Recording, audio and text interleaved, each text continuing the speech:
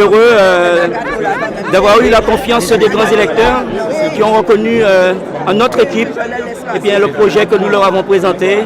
Nous avons eu une belle victoire. Nous aurions pu avoir 2 sénateurs à quelque chose près. Mais que voulez-vous, le verdict est cela et nous en prendrons acte. Donc, le premier combat d'ailleurs, c'est de réagir sur la catastrophe naturelle et puis sur l'arrêté qui vient d'être pris et bien sûr dérouler le projet que nous avons présenté aux électeurs. J'ai une grosse pensée pour Jacques Gillot, qui n'est pas, il ne me semble pas, dans le département. C'est celui qui nous a ouvert le chemin. Je lui dis, je succède à Jacques Gillot, je succède à un grand politique de Guadeloupe. Et je tâcherai de faire autant. Mais je présente aussi quelques remerciements au sénateur Cornano, parce qu'il a développé des sujets que nous aurons l'occasion de poursuivre sur la biodiversité. Et puis j'ai hâte de rencontrer le sénateur Magra pour continuer le travail sur les normes qu'il a commencé. Et j'ai aussi hâte de travailler en équipe avec le député, notre député Serva.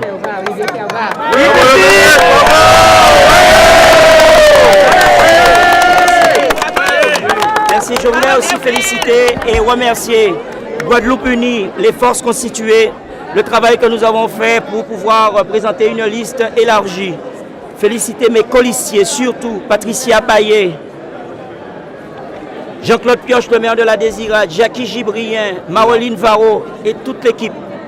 Toute cette équipe, avec cette équipe que nous avons pu obtenir cette victoire-là. Vous dites que si la... Non, je n'aborde pas les questions comme cela. La démocratie, c'est une belle chose. Si tous les électeurs avaient voté en majorité pour nous, on aurait pu avoir même toi. Malheureusement, c'est comme ça. Oui, bon, elle n'a pas attendu qu'il y ait la parité. Elle a travaillé bien avant. Donc je ferai tout pour être à la hauteur de tout ce qu'elle a réalisé pour la Guadeloupe. Mais au-delà de tout cela, je suis vraiment très heureuse qu'aujourd'hui, enfin, la Guadeloupe a une sénatrice. Il y a eu des sénateurs, je représenterai l'ensemble des Guadeloupéens, mais aussi les femmes en particulier. Eh bien, il y a de nombreux combats, mais je dois travailler quand même avec la tête de liste. Je ne peux pas évoquer comme ça. Nous avons un programme, nous avons proposé un certain nombre de choses. Aujourd'hui, il s'agira de se concerter pour voir quelles seront nos priorités. Nous avons un programme que nous avons diffusé tout au long de notre campagne. Et aujourd'hui, il s'agira pour nous, d'une part, de tenir compte de ce que nous proposons, mais de voir de façon générale ce qu'il y a comme urgence. Et moi, je tiens à souligner, parce que j'ai pris connaissance de l'état d'urgence, enfin, de ce qui a été proposé par le gouvernement concernant les catastrophes naturelles. Excusez-moi, je suis émue. Et moi, je trouve que ce n'est pas normal.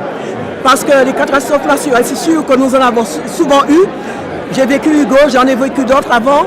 Mais aujourd'hui, il ne s'agira pas de faire n'importe quoi. Il faut respecter les parlementaires, il faut respecter les élus qui sont en Guadeloupe pour que les décisions soient prises en concertation et de façon en synergie, donc de façon respectueuse, je dirais. Parce qu'aujourd'hui, quand j'ai lu la réaction de Mme Wecker-Christophe, qui est députée de la Guadeloupe, je dis que trop c'est trop. Désormais, il va falloir que nous puissions travailler ensemble avec l'ensemble des parlementaires pour que nous puissions d'une part travailler en synergie, en complémentarité avec certaines propositions du gouvernement, mais quand il s'agira de spécificités, particulièrement pour ce qui concerne les catastrophes naturelles, eh bien il va falloir compter avec les Guadeloupéens. Je vous remercie. Bravo. Bravo.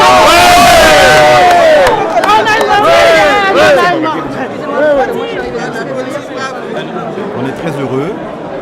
Quelque part, on peut l'avouer, on l'attendait un peu, parce qu'on a fait, je crois, un très bon travail auprès des grands électeurs. On a vu 27 communes sur 32. Il y a 3 maires qui n'ont pas voulu. Le maire de Gosier a fait très bien les choses, il n'a pas pu nous recevoir et j'ai parfaitement compris. Je crois qu'on a développé quelques quarts d'heure pour convaincre avec, je crois, une bonne feuille de route. On a su trouver les mots pour convaincre. Et je dois remercier vraiment, et Cotidi le dira tout à l'heure autrement, je dois vraiment remercier les grands électeurs qui ont résisté à quelques pressions. Vous comprendrez de ce que j'évoque.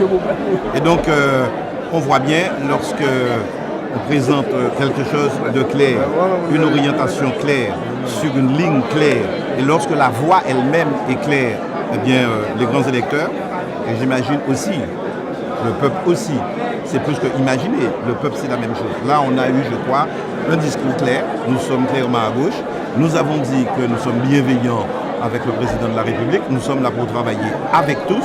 Dominique Théophile est élu, je le félicite. On travaillera avec lui et je pense qu'il le voudra. Donc merci à tous. C'est une très belle chose qui arrive ce soir, c'est le budget.